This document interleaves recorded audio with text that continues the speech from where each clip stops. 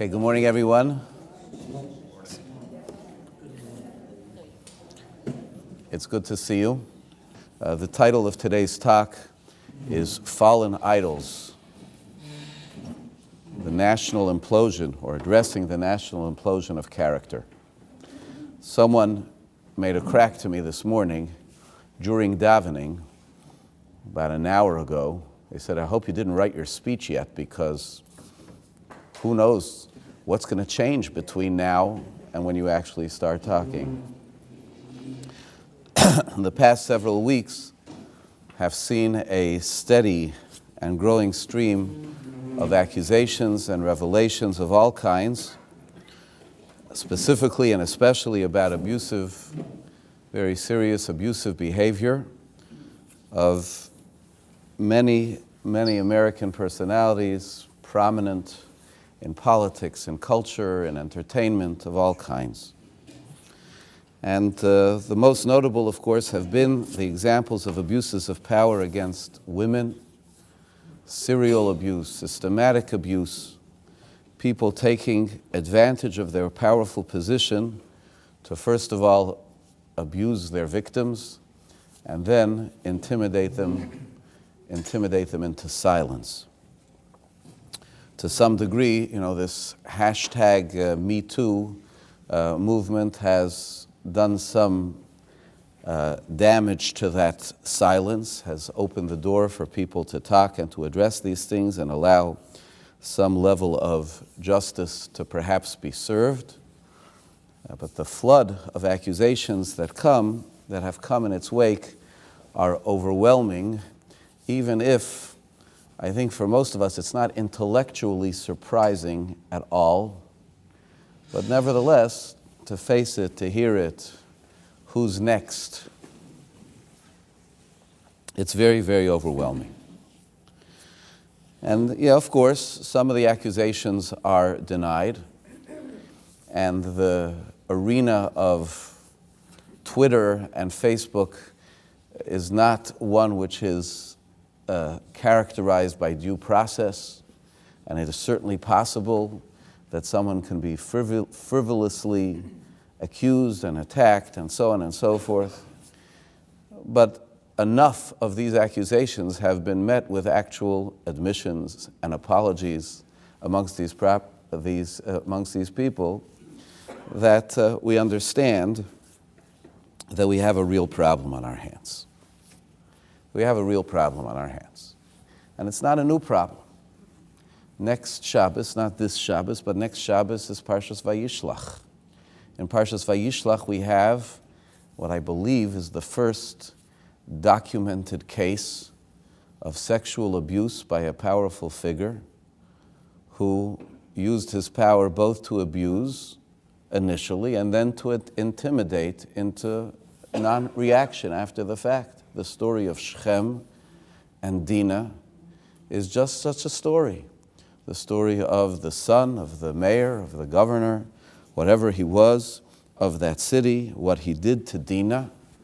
And when it became known to Yaakov Avinu, he was very afraid about how he should react. V'hecharish Yaakov ad bo'om, and Yaakov was silent until his sons came. Well, then his sons came, and everything changed. Shimon and Levi stood up, and they acted. And how did Yaakov Avinu feel about how they acted? Yaakov was not happy with how they acted. He was worried deeply about the repercussions of how they acted. Now he ended up, quote unquote, being wrong, because he was worried that as a result of their strong reaction, the world would gang up on him. We're all going to get wiped out. They're going to come and they're going to pay us back. And they didn't. In fact, they were impressed and afraid. The fear of God was upon them, the pasuk says. But that didn't stop Yaakov in his last breaths, literally, when he addressed each and every one of his children to condemn the behavior of Shimon and Levi in that story. To use the word in a parsha which we call the brachas, the blessings, To use the word orur, cursed. Cursed is their anger, for it is strong. It's a very ambiguous story, very ambiguous parsha. But what's unambiguous is the beginning. That's what happened. Someone took advantage in this way and silenced the victim to a certain degree until someone stood up. Now, our talk today is not about a subject which deserves discussion and its own discussion, which is the subject of abuse generally. Deserves much discussion. We have had discussions about that subject before, and will undoubtedly have them again. This is a little bit about the broader phenomenon of what we would call the national implosion of character, that this is a part of, that this is a symptom of, and an example of. Now, so it's not a new problem. It goes back to Parshas Vayishlach. The bad news is that it's not their problem. Their problem. Now we read about this, we go, Shechem, what do you expect from Shechem? They were Canaanites. And what do you expect from politicians? Them. And what do you expect from Hollywood types, even if their names are painfully Jewish? We say, that's why we have the Torah. That's why we study the Torah. That's why we live by the Torah. So we won't have this chazarai. But as you may know, there are fallen idols who also learned a lot of Torah and taught a lot of Torah. Powerful figures of Torah, rabbis, teachers, who have also made very, very similar kinds of mistakes, who have abused their power to exploit people sexually and otherwise. The impact of that is enormous. The impact of that for people directly affected, who can then never understand or appreciate or be able to hear someone talking about Torah or values without associating it with the very opposite, hypocrisy and everything else. These are deep, deep problems and deep failures of character. No, you can't say, okay, so one person sins or 10 people sin or 100 people sin, so now we're going to condemn everybody, paint everybody with the same brush. But there must be something about a society, be it a general society or even a Jewish society, that can foster leadership, that can allow leadership in which this kind of stuff happens. And very often, even when it happens in our world, it is overwhelming and surprising, but not always so intellectually shocking.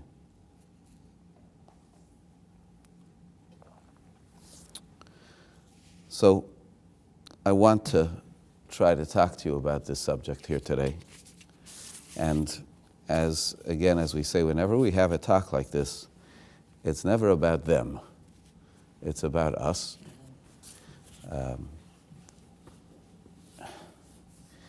It's about where we are and how we can perhaps both strengthen ourselves, insulate ourselves, how we're able to deal and live in a society like this and manage well, and how we can perhaps remake our own society. Our focus is going to be on the primacy of character, of midas tovos, of good character in life generally, in leadership, much more so, of course, than personality, power, or charisma. What do midos look like? What does it look like when midos are supposed to dominate who we are, our personalities as Jews? How are we supposed to maintain that in the current environment? So I'm going to try to speak about this. I'm going to try to divide the discussion into two parts broadly.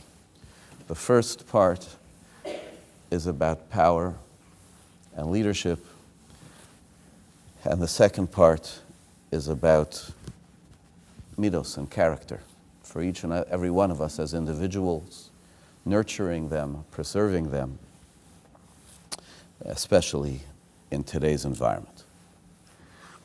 I always have this strange sort of like apology which I give when we give a talk like this, which is, don't worry, we're not going to learn a lot of Torah together. That's going to be the case here too, just simply because our main purpose here is to be practical. I hope and feel that everything that we say here is grounded in Torah, but I'm not going to spend a lot of time exploring Torah sources because that will cost us time for the practical ramifications. There will, hopefully, the Torah background is somehow generally provided and provided in an ongoing way. And this is not a conversation I particularly wanted to have in front of the Aron Kodesh on a Shabbos morning. There we can speak more about the lofty parts of this. But with that caveat, I do want to present a couple of quick and important points and pictures that Chazal had about leadership, about quote-unquote positions of power that are fundamental to framing this, and therefore I think fundamental to framing how we're supposed to approach this and how we're supposed to engage with and relate to power and leadership and leaders. There's a beautiful, beautiful statement which many of us say every Matzah Shabbos in the section of the davening at the end of Mariv, which should be said by everybody, whether they say it in shul or they say it in their shul. We say it here in shul, or whether they say it at home before Havdalah. You see it, it's printed in all the benchers. What we call v'yitein lecha, the psukim of blessing, which parenthetically are something for a person to say especially. It's considered to be a great source of material and physical blessing for a person to say these psukim, these verses of blessing on Matzah Shabbos. And at the end of it, it's a fairly long section of quotes and prayers. We have a statement which is quoted from Rabbi Yochanan in the Gemara in Megillah, where Rabbi Yochanan says, "B'chol mokem she'ata meitzei gedulasei shel HaKadosh Baruch Hu, sham ata meitzei an v'sanusa." Wherever we find the greatness of Hashem referenced, we also find His humility. And he goes on and he says that we find this in the Torah, we find it in the Nevi'im, in the words of the prophets, and in Ksuvim, and in the broader scriptures. And what does it mean? Wherever we speak about how great and high and mighty He is, there's always a reference to how Hashem is seeking the well-being of the stranger, of the widow, of the orphan, to take care of the needs of the quote-unquote, the little people down there. The description of leadership, of the paradigm of leadership, which is, of course, divine, is that leadership is not high and mighty. Leadership is using a high perch to concern oneself with those who are farthest away from the positions of leadership. Leadership is not about taking advantage of power, abuse of power, but instead it's about lending power. Not preying on defenseless people, but instead advocating for, helping, supporting what may otherwise be defenseless people. I don't know if there's any greater value statement about what leadership is than that statement of Rabbi Yochanan. We had a leader, his name was Moshe Rabbeinu. He was chosen, it seems in the verse, why? Because he had a comfortable, sheltered existence in the house of Paro, safe from everything, and he went out to worry about simple Jews who were getting beaten up and oppressed by Egyptians. And he stood up to protect the little guy, as we say. And He stood up without anybody telling him to, so much so that in fact he was accused of this. Who made you our judge? Who put you in charge? But Moshe Rabbeinu stood up. And he stood up so much so that God called Moshe Rabbeinu. He got chased away, of course. And God called Moshe Rabbeinu. He says, I want you to stand up for the Jewish people. I want you to go to Paro and tell him, let my people go. And Moshe Rabbeinu said, me? Not me. Moshe Rabbeinu spent days arguing with Hashem, saying that this job is not for me. And that's, of course, more of how Moshe Rabbeinu got the job. But you know why he got the job? Because Moshe Rabbeinu didn't want it. He says, I'm going to be a leader. I'm going to go into the palace of Paro and I'm going to tell him what to do. That's not me. Yeah, I help the little guys. And Hashem said to Moshe Rabbeinu that the job of a leader is to help little guys wholesale. Don't think that I'm appointing you to some fancy, important position that you get to walk into Paro with your retinue, with your spokesman, and with your helpers, and with your aides. You're going to continue to helping Jews who are beat up by Egyptians. Except it's not so efficient to always do it one person at a time. So therefore we have things called leaders. And leaders get to help little people. Excuse me for using that expression, is it okay?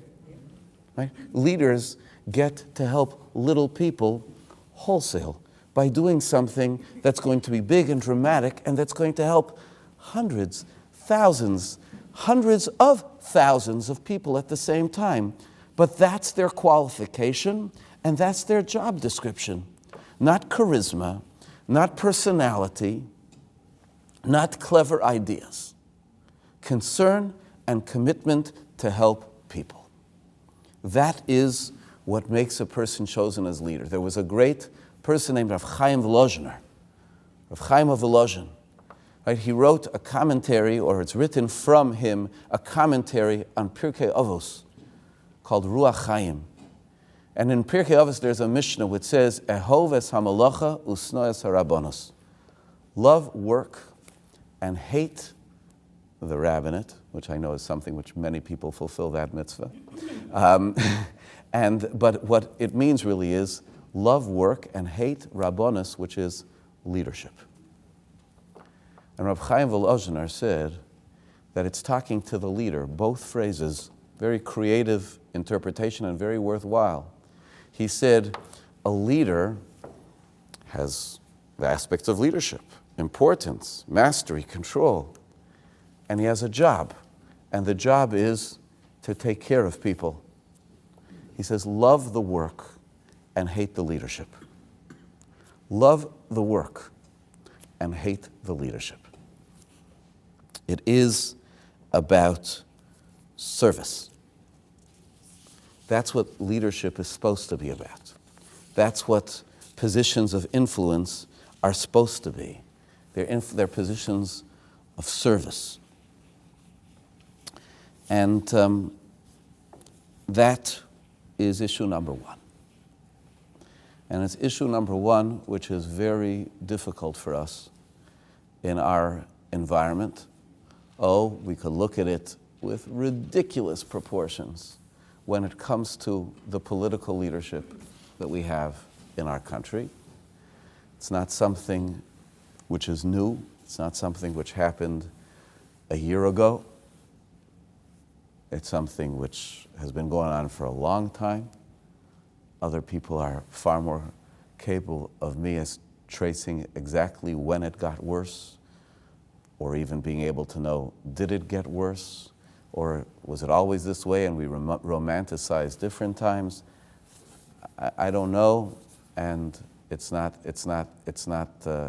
particularly my concern what was versus what is.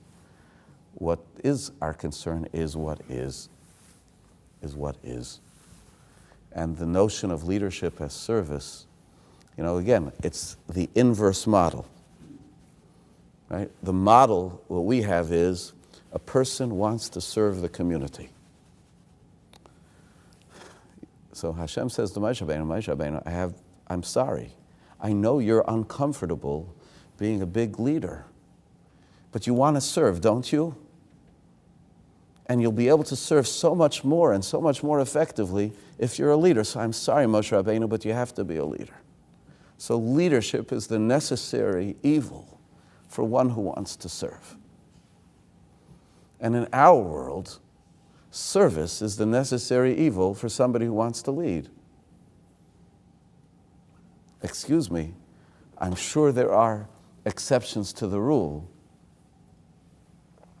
I know there are exceptions to the rule. There must be people who are out there for idealism, but then the way the game is played, which is as soon as somebody says something, so then we figure out a way on the other side to construe it or misconstrue it in a way that they perhaps didn't even mean in order to be able to score points so that we can lead. Oh, we want to lead so that we can serve. But we're living in a world where everyone is trying to score points, and it is very difficult to see the maturity of wanting to serve and to be able to make things better for us. We want to score points, we do score the points, we get the power, we cram as much as we can down the throats of the country till the next election when we're going to lose some of it. And that's the way it goes. And this is not a leadership that we can manage. Okay, so what are we going to do about it? Okay, pause for a minute. Second perspective of Chazal, which is separate. This is about, so to speak, this is what leadership means. Leadership means to serve. Second perspective of Chazal. We have, if I asked you, where should a Jew want to learn? If you want a good textbook to teach you about how to be a person of midas, of ethics, what should you learn? Anyone? Pirkei Avos. Pirkei Avos. We call it Pirkei Avos, chapters of the fathers. People call it the colloquial translation, even though it's not a literal translation, is ethics of the fathers. Pirkei Avos is the book which is dedicated to good ethical behavior in the Mishnah. Pirkei Avos is not the opening of Mishnah. Pirkei Avos is embedded in Seder Nezikin, in the order which discusses the laws of damages, and it comes after Maseches Sanhedrin.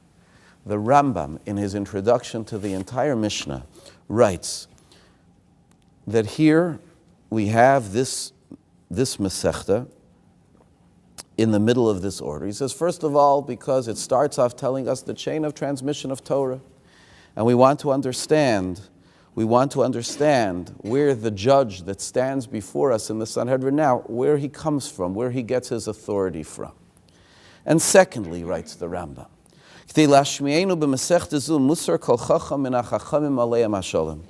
we want to learn the ethics of the sages, so we can learn from them choice ethics.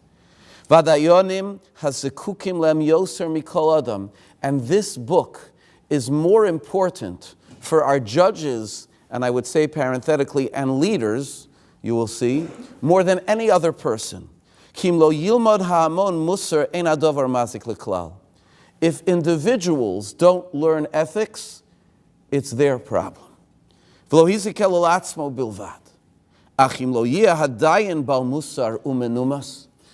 if the judge is not ethical, if the judge is not menumas, properly mannered,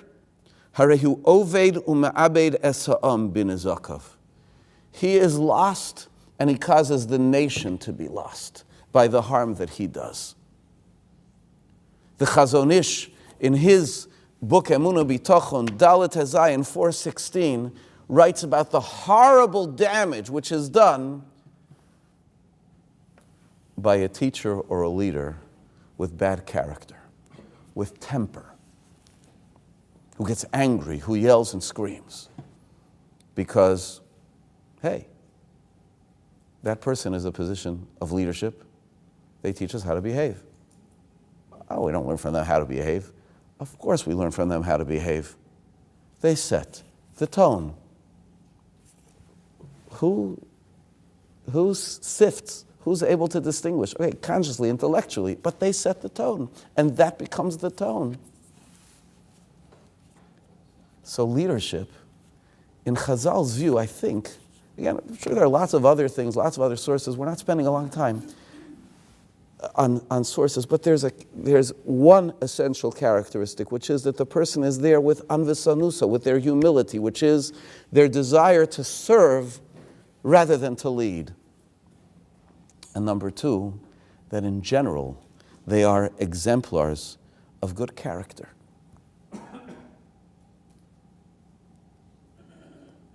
Because who they are is going to affect who the rest of us are. Who they are is going to affect who the rest of us are. What are the ramifications of this? So we sounded off for a few minutes about what leaders could be, what leaders should be. What difference does this make? Well, there are internal issues in our community, and there are external issues in the community at large. Internally, without a doubt, we fall prey to the same kinds of things that make leaders attractive everywhere. Leaders can sometimes be also chosen by charisma, by personality, by cleverness. And that's not the way they should be. That's not the way they should be chosen. That's not the way they should be admired. That's not the way they should be followed. Leaders should be chosen and recognized by service, by humility, by character. Yes, in how we search and how we run, always. That's the way it always has to be done. Those are going to be the values which trickle down to us. Now, it's tricky. You're listening to this, you're thinking, okay, so how do you do this? How do you choose? Since when do you choose? A lot of this stuff just seems to happen organically. It does sometimes just happen organically from our society, but so that's why we speak to ourselves as a society. We don't elect our leaders necessarily, the people who we admire, but they should be chosen and flocked to, appreciated, sought out, because they're hiding, because they're too busy. While they're too busy trying to be helpful, and less busy trying to promote. In the world at large, this is easier.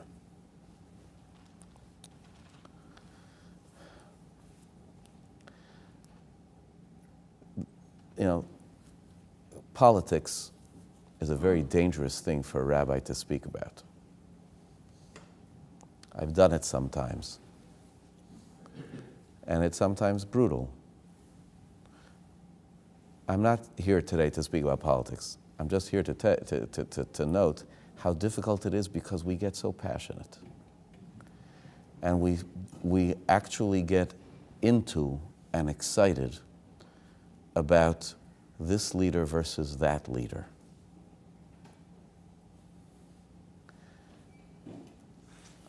We can't go there. Now, I think Jews need to be politically active. There's a long tradition of Jews needing to be politically active. But we also have to be, first and foremost, people of principle. People of principle. There's one thing to try to sift between what this policy is going to deliver and what that policy is going to deliver. And people could become passionate about that too. And people could and need to speak to and lobby elected officials and sometimes support them with that in mind. But where did principle go? Is that part of the equation? I think it's very, very important as we speak to our elected officials and as we speak about our elected officials that we not speak of them or to them with excitement and admiration. We speak to them and of them with pragmatism. And if we get excited about anything, we should get excited about telling them that we want them to serve, not to lead. I don't know where the Me Too movement is. I would imagine it should garner millions. And, I'm not a very influential person in the political world. Occasionally, I have the opportunity to speak to some of our elected officials. And, I'm proud to say, this is what I tell them. I say, look, it's all very nice, but you guys are fighting like a bunch of children. You wonder why this country isn't a civil place. Look at you. Look at how you debate. Look at how you deal with people in the opposition. It's impetuous, it's spiteful, it's not with an eye towards productivity. It's an eye towards like winning a schoolyard fight. Do you realize that the masses of people in the United States have had enough of this? Do you know what people think of you? I mean, not you personally, you're a wonderful guy. But where are you leading? I know you think that everybody else is also doing terrible things. Where are you leading people to say, come on, let's wake up and let's do things differently? It doesn't deserve our bumper stickers. Again, practical, helping, getting involved, yes. But if we are going to some degree, lead, if we are going to some degree to survive with some integrity of character, if this trickle down that the Rambam describes as being inevitable, if the character at the top is bad, so then it affects everybody. Tell me something. I ask you this question. You can answer it to yourselves. Do you not think that's what has developed, seems to have developed, or what we are experiencing, again, in terms of the rhetoric and the tone of debate and the polarization in the country, do you think it has not affected our midos? Is it just them? Is it just the pathetic stuff that's being carried on in Capitol Hill and who knows wherever else and in the press and on talk radio? It's just them? It hasn't affected us the way we speak to each other? Anyone who thinks so, I would just ask you to do one thing. Go to any really frum Jewish website that posts comments after articles. Read them and weep. To think that it doesn't affect us. And not just bloggers. It affects the tone of conversation for all of us. So we need to have a spine. We need to stand up and not admire. I mean, it goes without saying, the other category of personalities that has fallen, not the political ones, but the public ones, the showbiz ones, and so on and so forth. There's a reason why the Torah says a prohibition against admiring idol worshipers for anything. Because when you admire someone, then you learn from them. Not just targeted learning from them. Lo sechanem, lo sitein lohem chein. We have to reserve our admiration for those never-neverland people that we spoke about before, for people whose characteristic of leadership is service, for people whose character is that which we would want to learn from. That's about leadership. Now about midos and character of our own. Chazal speak clearly, and they say there are three fundamental midos, three fundamental character traits of a Jew. They say it so strongly that I hesitate to say it, but they didn't hesitate. I don't see that they hesitated to say it. They say that if you see these character traits absent from someone, you would be well advised to check their ancestry, to make sure they're genuinely part of the Jewish people. What are the three character traits? Rachmanim, Baishanim, Goim lechasadim. Rachmanim means merciful, Baishanim means bashful, and Goim lechasadim means proactively kind. proactively kind, people who do chesed, people who do for each other. 3 characteristics. 3 characteristics at risk. Rachmanim, merciful. Soft, not tough. You know, if we wouldn't have had, the whatchamacallit, the Hollywood producer and everything that has come since, it still could have been and may have been a topic for this legal holiday to speak about concerns of character. Because you may also remember that over the past weeks we have been lo yaleinu Rachmana litzlan treated to other stories hitting the news all the time about massacres, and not ISIS massacres, homegrown American massacres, not inspired by ideology, but inspired by anger, frustration, and so on and so forth. And it's a real, it's crazy. It's insane and frightening as anything. Right? People deal with issues of security, like where exactly do you start? And of course, we have the people who say that guns kill people, and then we have people who say that guns protect people. I don't know. Ich weiß nicht. I don't know. But we are living in a world which is very coarse. Words do lead to deeds. And softness, rachmanim, softness, mercifulness, is supposed to be a character of the Jewish people. There's a word called edelkeit in Yiddish. What's the translation of edelkeit? In the best translation people use for it is to be refined, refinement. But it's much more than that, like many Jewish Yiddish words. Right? Edelkeit is to be careful, gentle. Maseches Psachim, the Mishnah, the Gemara about Pesach, starts, the first word is Or la'arba asar, the light of the 14th. You're supposed to check chametz. What's that mean, the light of the 14th? It takes the Gemara pages to sort through it. It means the night of the 14th. So why does it say the light of the 14th? Because night is a harsh word. Don't let me catch any of you saying the word night. It's a 5-letter word, you hear me? Night is a harsh word. Light is a nicer word, so we use a euphemism. Night is darkness. Do you understand the level of refinement which is coming across in that?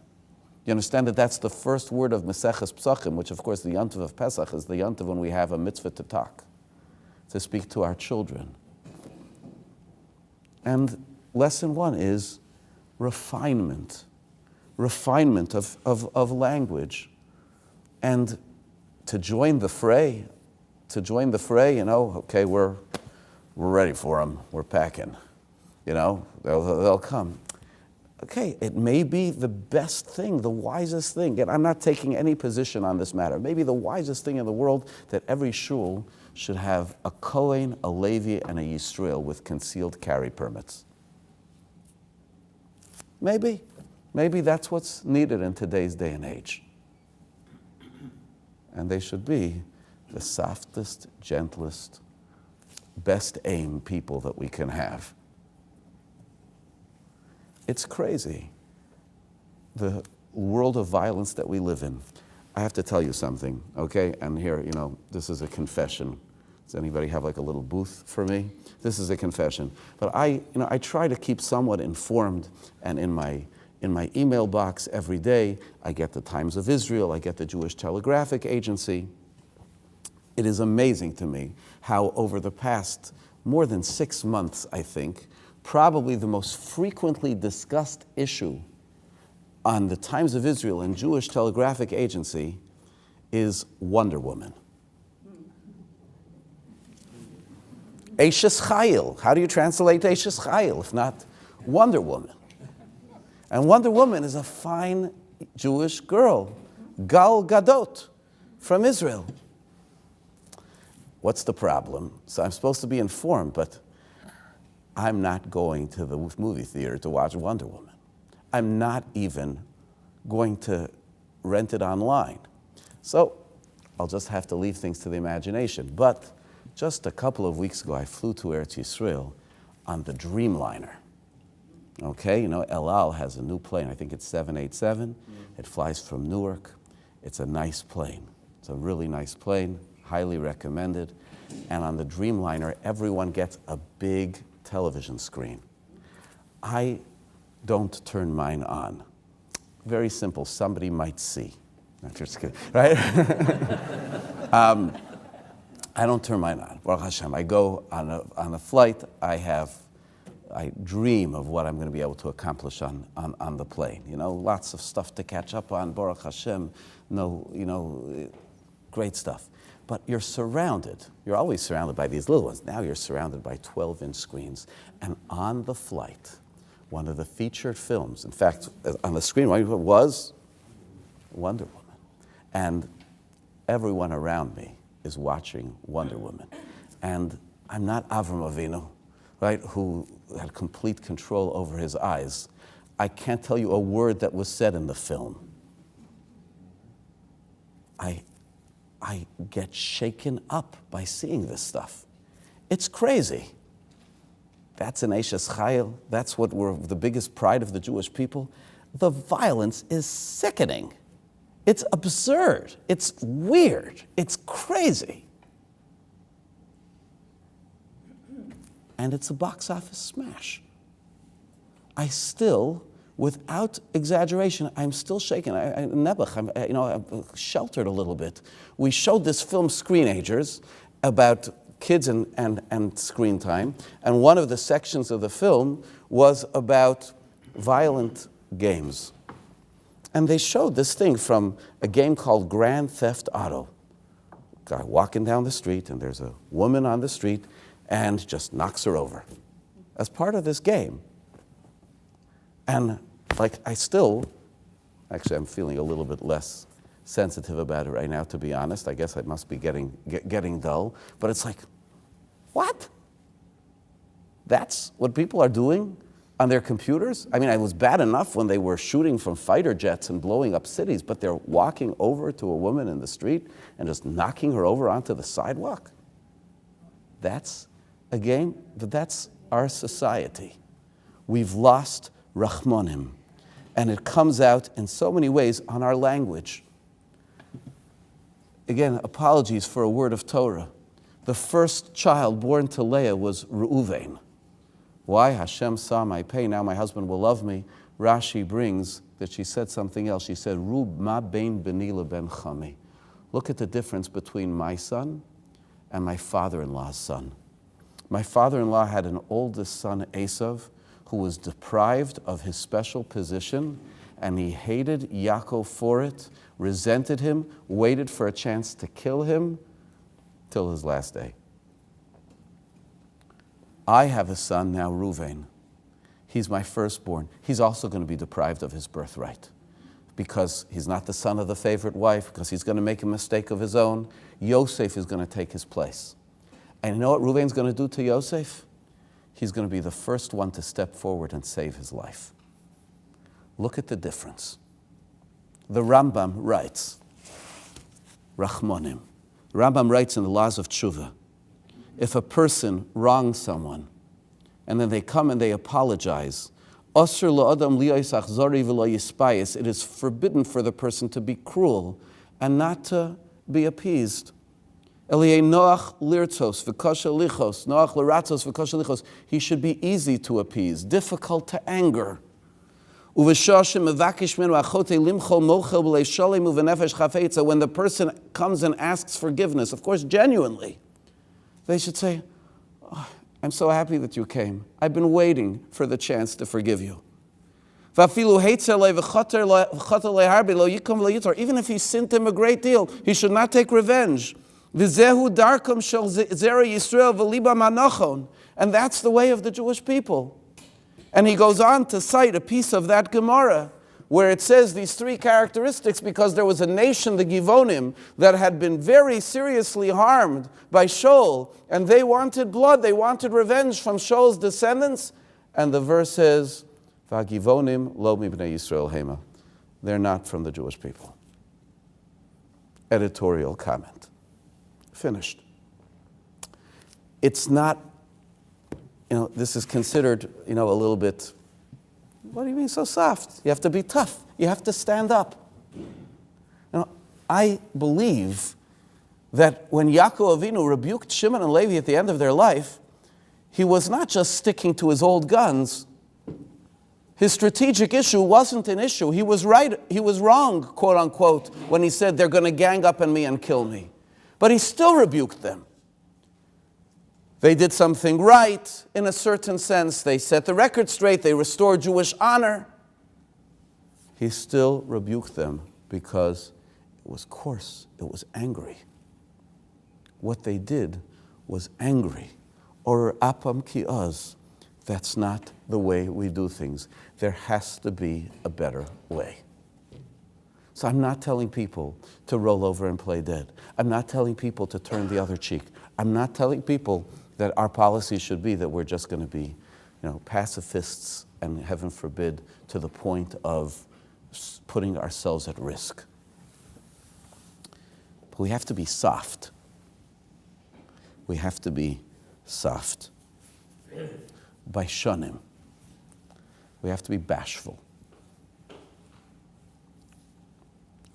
Wonder Woman is not very bashful either. And, we have a word. For some, it's also like a four-letter word. The word is tznius, right? Tznius reminds everyone of like the tznius police and the rules about this, that, and the other thing. And understandably, a lot of people have not had the best experience with that stuff. It's an important matter. But let's just remember what the word means. What it really means is privacy. By shonim, what it means is privacy. The sense of privacy, of dignity. The sense of privacy that became, the necessary way of man a long time ago, after man sinned on the first day of creation, became that at this point we're supposed to have something called embarrassment, or just, again, the bashfulness of privacy, of trying to keep certain things with the dignity of privacy. And our world is not there. That world of around us, that world that bears the fruit that we hear about in the news time and time and time and time again. These are not intellectual surprises because the world has become so saturated with making that something undignified, something unprivate. There are halachas of tznius, but there's another halacha. The halacha is that we're not supposed to go in the ways of the nations that surround us. I've shared this halacha with some of you before in a different context. So the question which was posed to the Marik more than 600 years ago was the following. Doctors wore special cloaks, white coats, let's say. Doctors wore white coats. That was a custom amongst non-Jewish doctors. Is a Jewish doctor, a fine young Jewish doctor, allowed to wear a white coat, or is that so how come you can't follow in the ways of the nations? And the Marik says he definitely should wear a white coat. There's a reason for him to wear a white coat. A white coat identifies him. A white coat maybe, presumably they wore white coats so that they could see if it was dirty and had to be changed for, the hygiene which is especially needed and necessary for people who are touching people and treating sick people. Of course he should wear a white coat. Where's the prohibition against following in the ways of the nations? Is when we wear something that reflects a value system that's other than our own.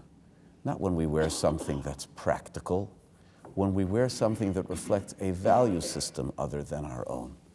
And the classic example, which the Marik said, was styles which have to do with tznius, which have to do with modesty, or the opposite of the same. We get swept up. We are swept up. And it could be, quote unquote, a frum style.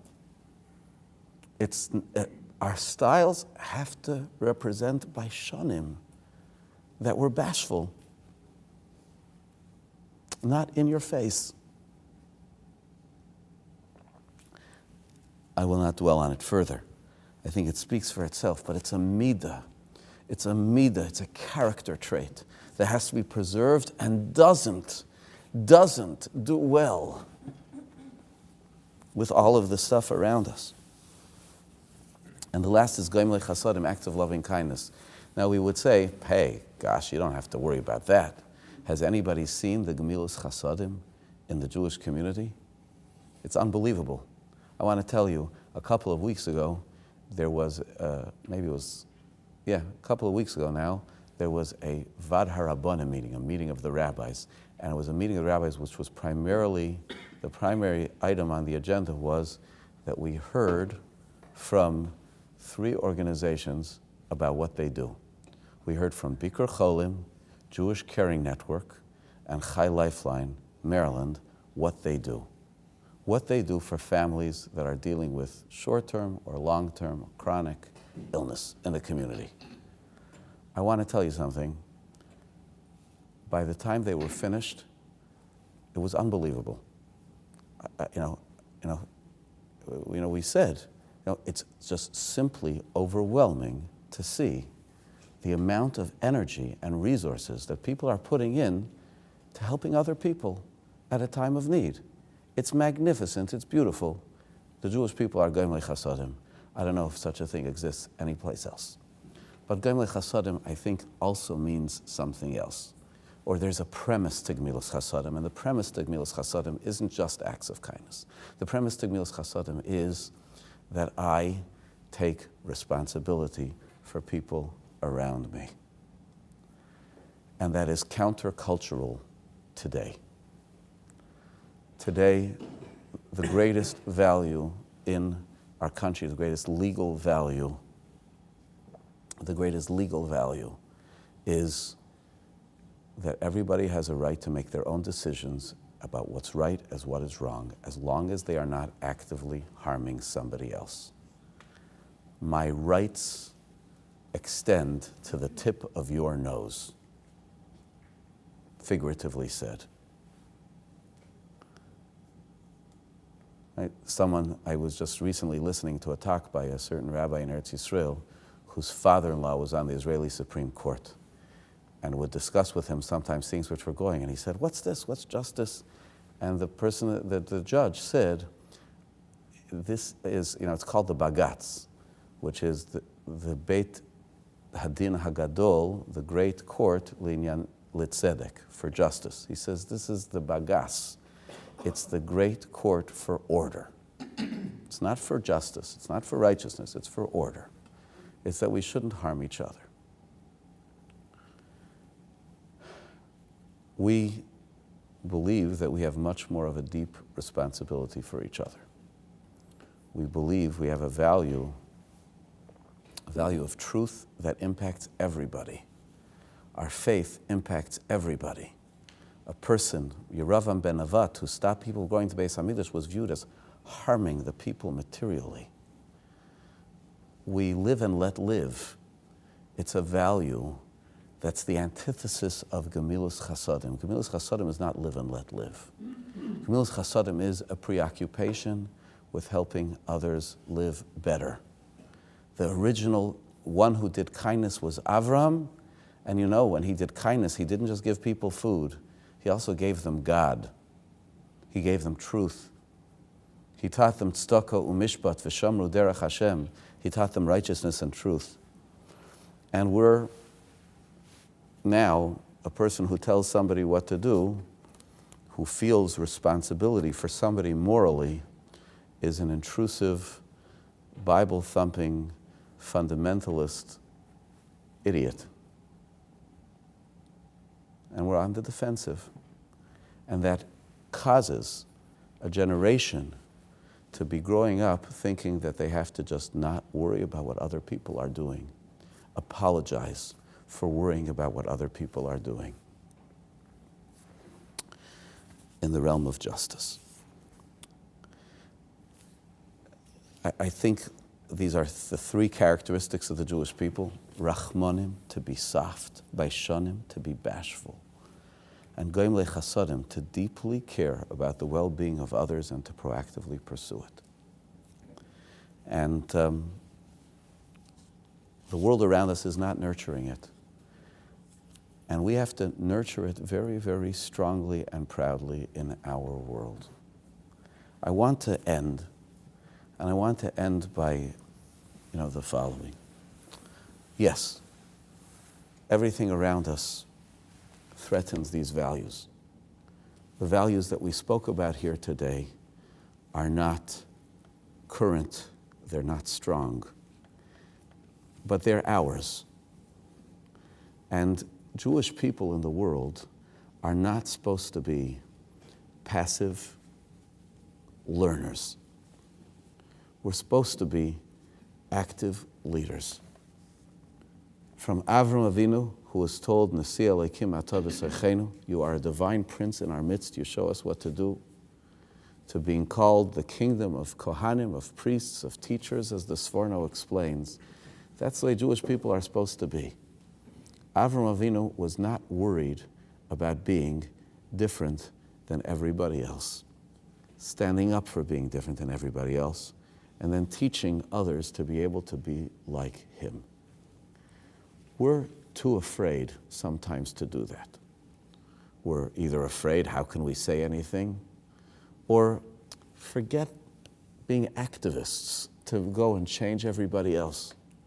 But we're even afraid to stand up for the values that are ours, to observe them ourselves, to reject getting swallowed up by what sweeps along the culture around us. You need to be proud. You need to be strong. We need to be strong and proud about what we believe in. We need to be strong and proud to be soft. Hanelovim ve'enam olvim, those who take it on the cheek and don't just fight back. They're considered, the pasuk says, Ketzeis hashemesh v'gvurasei, like the sun in its greatest shine. Be proud of the strength of softness. Be proud of modesty, of bashfulness.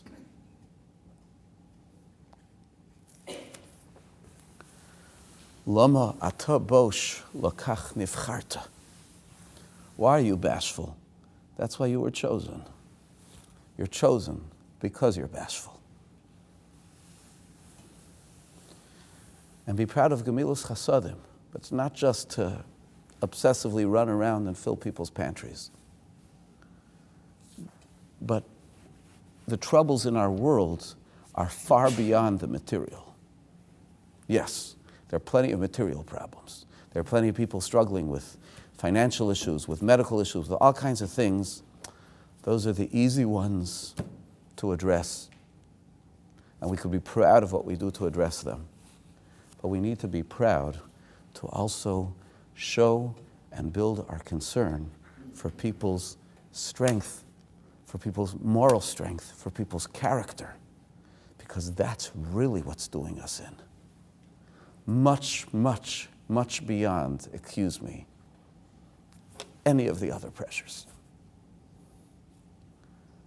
Kadosh Baruch Hu should give us the ability to uncover, to strengthen our character as Zera Yisrael, to not be taken by what goes on around us, to make sure we build within our community these as the strongest values, so that what's admired, the leadership which grows, the publications that we read, should all be those things that promote those values. the values of bashfulness, the values of softness, the values of goodness and caring for others. And Be'ez Hashem, we have what to hope for.